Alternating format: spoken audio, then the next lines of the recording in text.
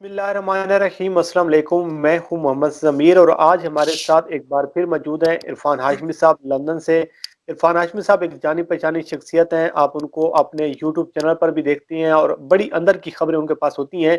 लेकिन इस हवाले से आज हम बात करेंगे कि अचानक जहांगीर खान तरीन की 7 माह बाद पाकिस्तान वापसी की खबरें आखिर चल क्या रहा है, क्या वजूहात हैं, वापस अचानक आने का फैसला क्यों किया गया है। और दूसरी जानब ये भी हम जानने की कोशिश करेंगे कि क्या जहांगीर खान तरीन 7 माह लंदन में उनका कोई इलाज भी होता रहा है या नहीं होता रहा, इस हवाले से भी बात करेंगे। और नवाज शरीफ की जो सियासत जारी है लंदन में, जो एक प्लान तैयार हो रहा है, जो मुलाकातें जारी हैं, उस हवाले से भी बात करेंगे। तो इरफान हाशमी साहब, सबसे पहले तो आपका बहुत बहुत शुक्रिया सर वक्त देने का। बहुत शुक्रिया जमीर, आपने मदऊ किया मुझे, बहुत मेहरबानी। इरफान साहब, सबसे पहले बताइएगा, ये जहांगीर खान तरीन की अचानक वापसी की खबरें कुछ सुनाई दे रही हैं पिछले 1 घंटे से, क्या चल रहा है? क्या वाकई वो पाकिस्तान आ रहे हैं? अच्छा, अब मुझे बल्कि आप बताएं ना, मैंने एक आपको कुछ माह पहले एक बात कही थी, वो क्या थी वो मुझे याद करवाएं, पहले अपने सुनने वालों को भी याद करवाएं। बिल्कुल, आपने मेरे प्रोग्राम में आज से 4-5 माह पहले ये खबर दी थी कि जहांगीर खान तरीन पाकिस्तान तब आएंगे जब उनके कुछ मामला ठीक हो जाएंगे। और वो इतने समझदार हैं कि जब जब तक उनके मामला ठीक नहीं होंगे वैसे पाकिस्तान वापस नहीं आएंगे। ये आपने खबर दी थी आज से 4-5 माह कबल। अच्छा सर, इसकी बहुत सारी वजूहात थी। हमने ये खबर उस वक्त दी थी और इसकी बहुत सारी वजूहात क्या थी वो मैं आपके सामने रख देता हूँ। क्योंकि हालात ऐसे थे, आपको याद होगा जिन हालात में जहांगीर तरीन पाकिस्तान से बाहर आए, कहा यह जाता था कि वो किस पे भरोसा करें, इत्तेमाद की कमी थी। वो लोग जो उनके साथ चल रहे थे, वो तमाम खबरें जाके बताते थे इमरान खान साहब को कि आपके बारे में ये कह दिया है। फिर दोस्तों से उन्होंने कुछ से गिला भी किया, तो वो भी इमरान खान को बताया गया कि आपके बारे में तो देखें जहांगीर तरीन साहब ने ये कह दिया है। तो इस तरह का एक तासुर पैदा किया गया। फिर एक टाइम आया कि जहांगीर तरीन ने अपने आप को बिल्कुल कॉर्नर कर लिया। कोई राब्ता नहीं, किसी खबर का जवाब भी उन्होंने नहीं दिया। कुछ लोग सहाफियों से पाकिस्तान से उन्होंने बात की जिन पे वो यकीन रखते थे या जिनके साथ उनका एक कंफर्ट लेवल है। क्योंकि यहाँ पे भी ये खबर, जब आपको याद है, फैलाई गई थी कि नवाज शरीफ से मिलने की कोशिश की जाएगी, तो मैंने उस वक्त भी इसको काउंटर किया था और डिनाई किया था कि नून लीग की मुखालफत में और जो एविडेंस कलेक्शन थी पनामा में, वो इतने आगे निकल गए हैं कि वहां से अब कोई रास्ता नहीं है। और लोगों ने तो प्रेस कॉन्फ्रेंस का भी कह दिया होगी और वगैरह वगैरह। ये जो डेवलपमेंट हुई है ना जमीर, पाकिस्तान जाना, और जो आपने मुझे और अपने सुनने वालों को भी बताया कि कुछ माह पहले जो हमने कहा था, ये अपना डिफेंस मजबूत किया है, गुफ्तगू हुई है। और मुझे इसमें कोई कम से कम मार नहीं है कहने में कि ये वो चीजें हैं जो किसी भी जमात को कमजोर करती हैं। अगर जो हमारे सोर्सेज हैं वो ये कहते हैं कि जहांगीर तरीन साहब मुसलसल कोशिश में थे, आसरे की, सहारे की तलाश में थे कि उन्हें कहीं ना कहीं से कोई सहारा मिले, कोई ना कोई हालात साजगार हों तो वो पाकिस्तान का रुख करें।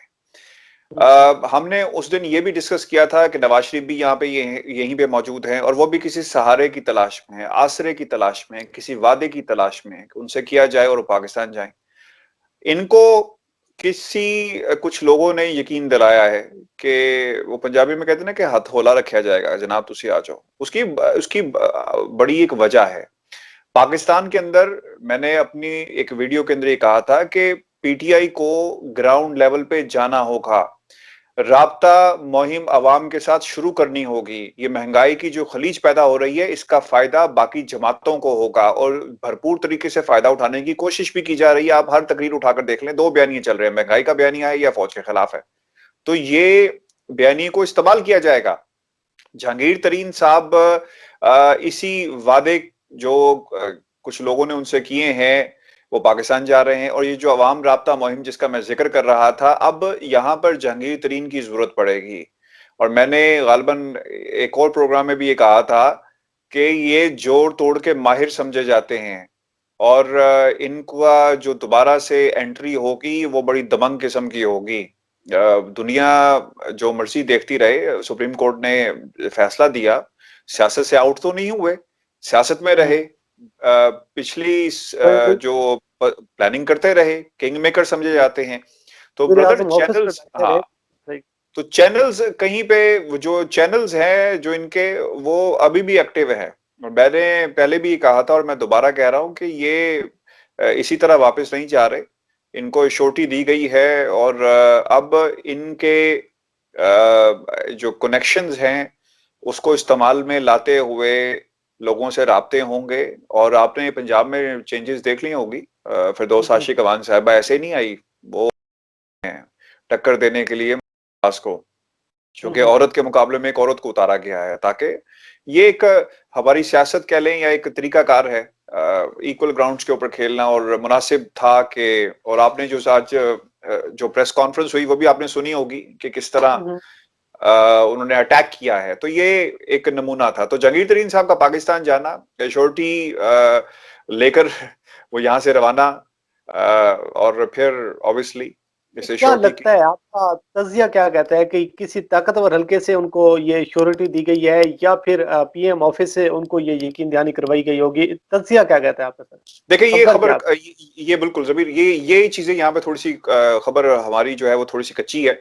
एग्जैक्ट अगर आप उससे पूछें कि क्या किसी मोतबर हल्के ने कहा है और या फिर कहीं और से कहा गया है, ये थोड़ा सा कबल अज़ वक्त होगा कहना, लेकिन अब वापसी और एश्योरिटी तो दी गई है और एश्योरिटी ये वही लोग हैं जो हमेशा से एश्योरिटी देते आए हैं।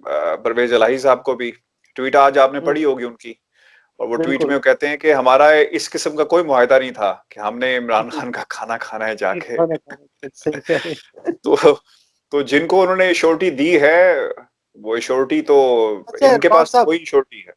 इरफान साहब आप लंदन में मौजूद हैं, 7 माह जहांगीर खान तरीन लंदन में क्या करते रहे हैं? हमारे नाज़रीन को थोड़ा सा ये बताइएगा, क्योंकि कुछ खबरें ये भी चल रही हैं कि जी जहांगीर खान तरीन इलाज करवाने गए थे, उनका इलाज मुकम्मल हो गया, फिर वो वापस आ रहे हैं। लेकिन जो एक खबर आप दे रहे हैं कि कहीं ना कहीं से यकीन दहानी करवाई गई है और उनको वापसी का कोई इशारा दिया गया है, 7 माह लंदन में क्या होता रहा है? देखिए मैं आपको एक बात बताऊं, मेरी ना यहाँ पे कुछ बहुत ही करीबी लोग हैं, सोर्स बड़े बाखबर चलाए हैं। अ, एक तो श्योरिटी की बात, कुछ हमारे सोर्सेज जो पाकिस्तान में वो ये कह रहे हैं कि श्योरिटी है इसलिए जहांगीर तरीन साहब का वापस आना, लेकिन दूसरी जो बात वो ये भी कह रहे हैं कि जहांगीर तरीन साहब को उनके दोस्तों ने मशवरा दिया कि जनाब आप इतनी देर बाहर नहीं रह सकते, आपको पाकिस्तान जाकर ये जो आपके ऊपर यानी विद इन गेम में आपको आना पड़ेगा और अंदर मैदान में आके खेलना पड़ेगा और फिर आप कुछ चीजें ऑफर करेंगे और फिर नेगोशिएशंस होंगे। एक ये भी कुछ बाखबर जराए यहाँ से जिन्होंने मशवरा दिया है जहांगीर तरीन साहब को, ये कहते हैं 7 माह उन्होंने इसी प्लानिंग में, और ये जो बीमारी का आप सुनते रहे हैं यकीनन उनके यहाँ पे टेस्ट वगैरह हुए और रेगुलर चेकअप होते रहे हैं। जो खतरा उन्हें था, एक उन्हें स्पेस चाहिए थी कि किसी तरह जो लोग उनकी जासूसी कर रहे थे पाकिस्तान के अंदर और वो लोग जो राब्ता करके किसी का दुख बांटते बांटते खबर भी ले जाते थे और फिर उस खबर को बकायदा बढ़ा चढ़ा के इमरान खान के आगे पेश किया जाता था, तो उस रास्ते को रोकने के लिए 7 माह का, अगर आप ये कहें कि उन्होंने ये जो अपने आप को दूर रखा, गैप दिया, वो इसलिए दिया गया कि अपनी पोजीशन अपने आप को मजबूत कर सके और ऑब्वियसली एक शॉक में थे, इसमें कोई शक नहीं है, एक शॉक में थे जो कुछ उनके साथ हुआ।